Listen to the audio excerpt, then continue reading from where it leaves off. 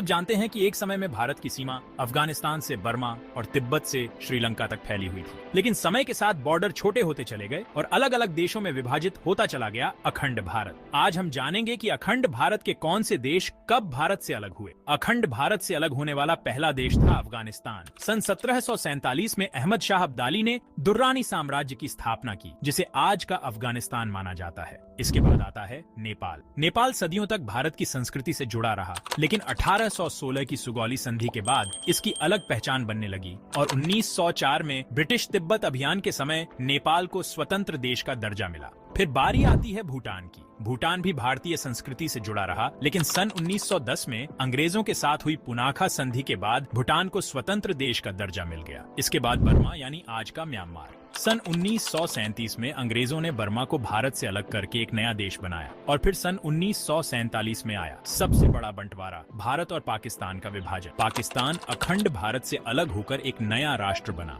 इसके बाद आता है तिब्बत। तिब्बत भारत से धार्मिक और सांस्कृतिक रूप से जुड़ा रहा, लेकिन 1950 में चीन ने उस पर कब्जा कर लिया और 1951 में यह चीन का हिस्सा बना और आखिर में सन 1971 में पाकिस्तान से अलग होकर बांग्लादेश बना। यानी लगभग 224 साल तक अखंड भारत से अलग अलग देश अलग होते गए और अंत में अखंड भारत हिंदुस्तान बनकर रह गया।